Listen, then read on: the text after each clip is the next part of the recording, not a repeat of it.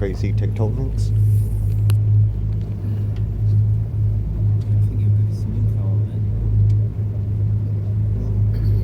Other than when that tectonics actually happened, don't really need much more than that. That's how it happened.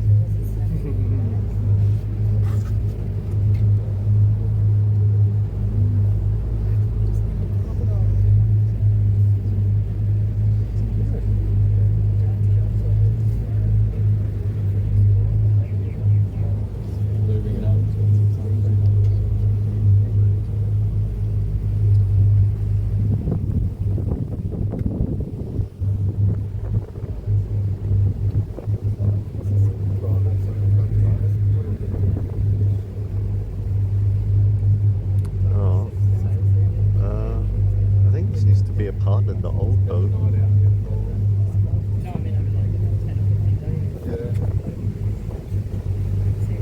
Yeah, I'm pretty sure this needs to be connected or something like that. And then they upgraded.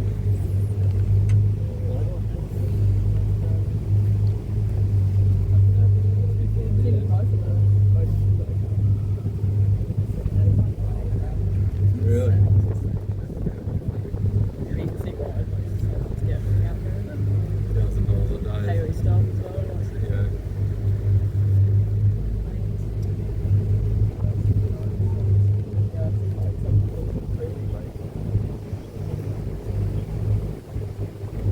They'd only be able to operate 7 kilometres a year as well. Jeez, that boat just moved, huh? Brave the wet season.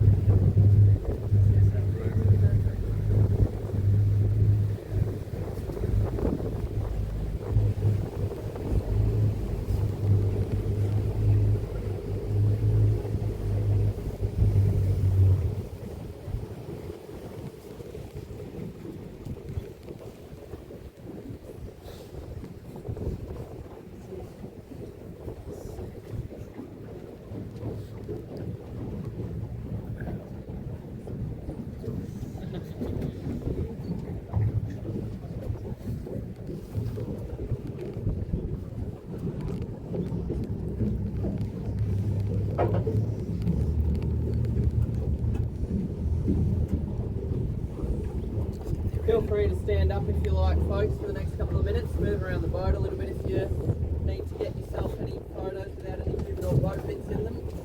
Come up the back here if you like. So that is part of the horizontal force. That's just where the helicopters are. Yeah, there is.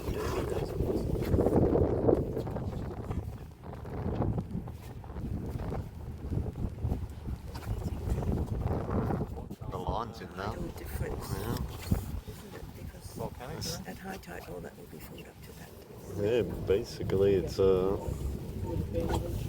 lot of different layers melted into an amalgamation.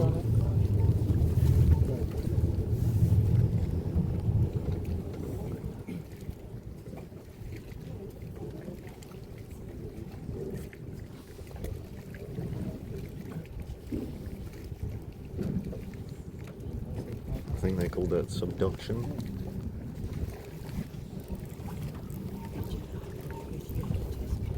No, I just like that sort of stuff.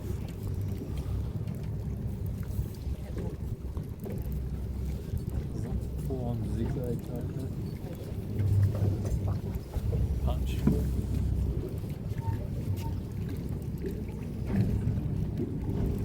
Jump in, Brian.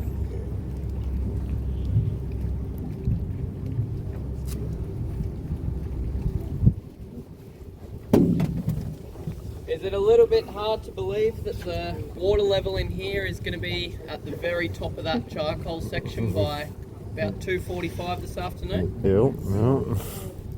It's all good and well to talk about numbers and figures, I reckon. Say, oh yeah, we've got a 9 metre tidal variation today, but when you see it right there in front of you, how much the water has to come up in the next 6 hours, that's when it really blows your mind, I reckon. Yep. And if you had a person standing right there at the bottom of it, it would look even bigger. It looks massive right now, but if you put a human right there, it would really put into perspective just how massive the tidal highs and lows are up here. Quite incredible. But I reckon the star of the show right there is those incredible wave layers throughout the sandstone there. You have all of these beautiful waves snaking their way through the escarpments here on the left-hand side of the boat, but contrast that with the incredibly sharply defined angles over there on the other side, about 35 or 40 degrees just there, but just at the mouth where we entered Cyclone Creek, they're at about 60 or 70 degrees. If you have a look back at your photos and your videos from the horizontal falls later on, you might notice that the layers in the sandstone there, almost 90 degrees pointing straight up out of the water, which is incredible. Yep. I mentioned at the falls team that you're looking at some of the oldest exposed sandstone on the planet right here in front of you. Geologists have come from all over the planet to study how the Kimberley formed, work out why it looks the way it does, why there's all these insane angles and layers, and they've managed to date this rock that you're looking at right in front of you. It's called Wharton sandstone, and it's one of 3 types of sandstone that you'll find throughout the Kimberley. You've got a lot of Pentecost and King Leopold sandstone over towards the east. Each type gets its name based on how old it is, and this Wharton sandstone right here, based on the geological data, is said to be between 1.6 and 1.8 billion years old. Billion with a B, meaning that this rock formed before there was any multicellular life on the planet. This rock is older than dinosaurs, it's older than anything with a beating heart. It's pre-Cambrian era. Now I know, of course, we all have our own views or beliefs about how old the world is or how it came to be, so I do speak only from the perspective of geological data. I don't mean to offend any other belief systems, but based on that data, this rock's about 1/3 the age of the Earth. It's an incredibly ancient landscape that you're looking at. And something has caused it to sit on all these crazy angles because it's very much unique what you see in the Kimberley. 99% of the time, sandstone is either underwater or it's laying flat and horizontally. So something has pushed it up onto all these angles and caused all of these mountain ranges to form. Does anybody know what that might be? Is it like the opposite of seduction, or? Yep, it is a subduction action for sure, but what caused it in the first place is colliding tectonic plates, shifting of tectonic plates. What's a little bit hard to fathom is that the belief is that the Kimberley never used to be a part of Australia. It was once a separate landmass entirely. So I will paint the picture for you as to how it all formed, and it's a bit hard to comprehend at first, but the puzzle pieces really do start coming together.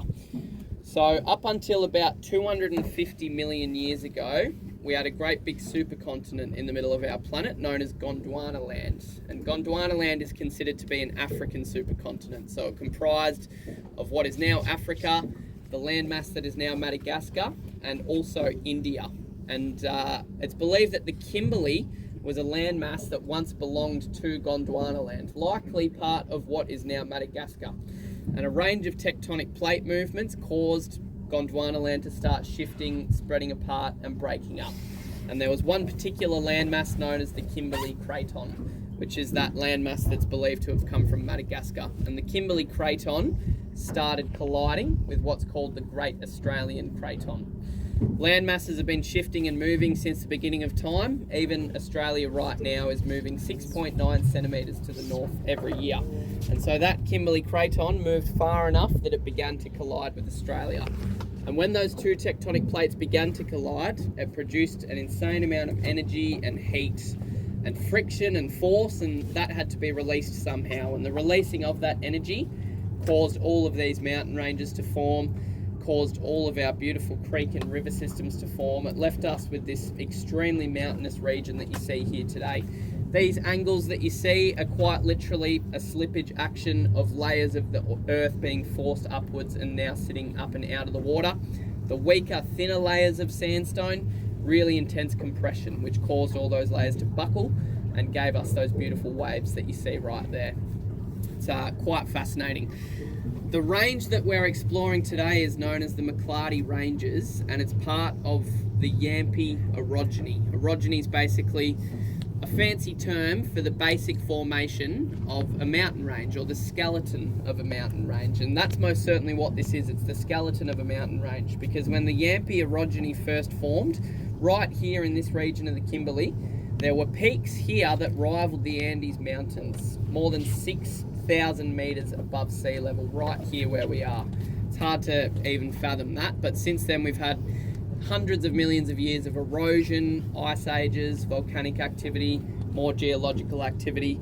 We have a much flatter landscape than what we once did, but certainly still very mountainous compared to the rest of the region. Did any of you notice on your seaplane flight this morning how quickly the landscape goes from being endless flat shrubbery without a hill or a mound in sight, and then you cross the King Sound and all of a sudden islands and mountain ranges instantaneously just start coming up and down out of nowhere. That's what defines the border of where that tectonic plate collision occurred all those millions of years ago. Now, given that this landmass came from Africa, there's a few things in the Kimberley that don't really belong here. We have pink diamonds here in the Kimberley over at Lake Argyle. They're incredibly rare pink diamonds, and the only other place you'll find them on the planet is in South Africa. So that's another little clue.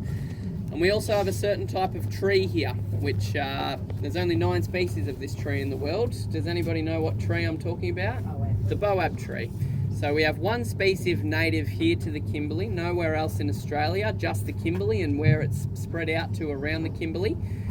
The other species, well, 6 of them are native to Madagascar and 2 of them are native to South Africa. So I don't believe that's a coincidence myself. There are scientists out there who would tell you that the boab tree here in the Kimberley is not old enough genetically to have come from Gondwana land, and they have other theories about how it arrived here, but other scientists would say it is the only plausible explanation as to why we have the boab tree here. So I'll let you make up your own mind about that one, but I reckon the Africa theory is a pretty good one.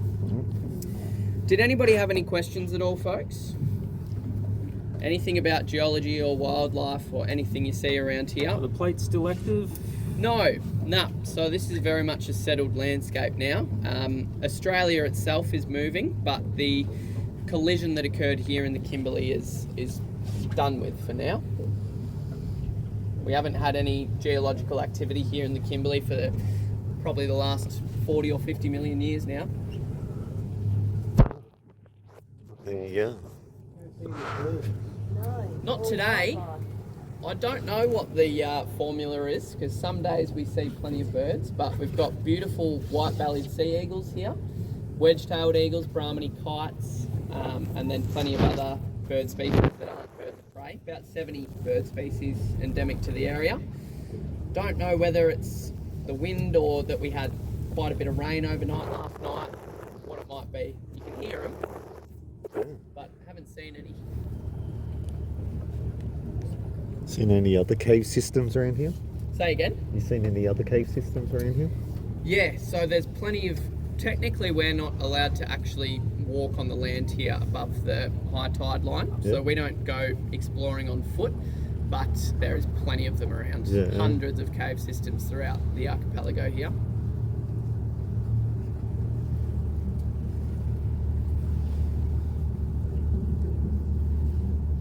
Fresh water.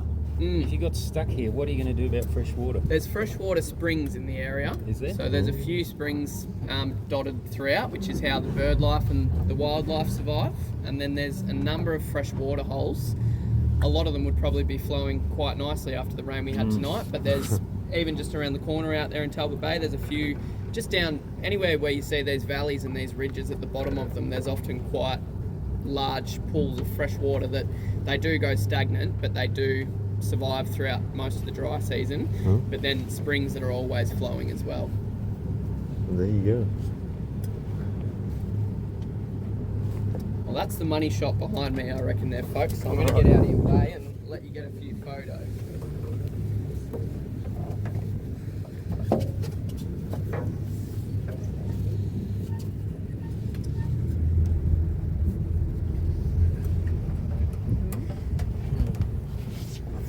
It is amazing all the angles and everything. Quite like the theory about the African continent. You reckon? Have you? What's the name of this place again? Talbot Bay or Cyclone Creek. Yeah. These would have cyclones. Yeah, I guess that's ironic.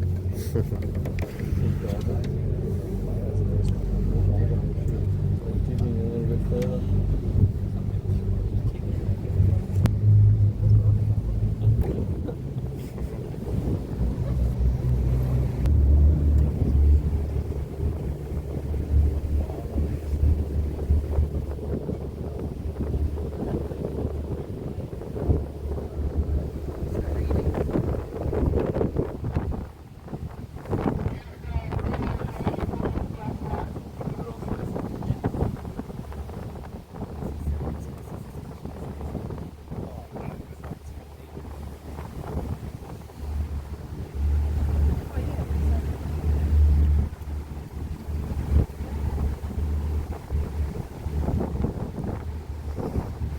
Your helicopter in this and that.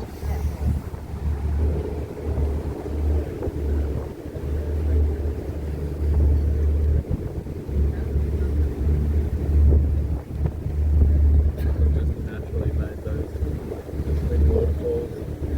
Just so happen to stop pushing it that further down. Makes it real special. Yeah. Very good crop.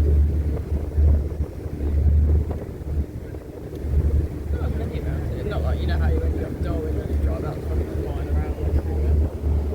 Walking the streets. Yeah, well, pretty much.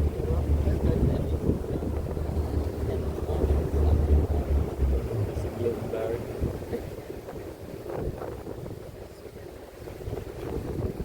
The Broome, yeah, there's plenty of fish in this little reserve. Have a touch of it. Alrighty, folks. For those of you on the half day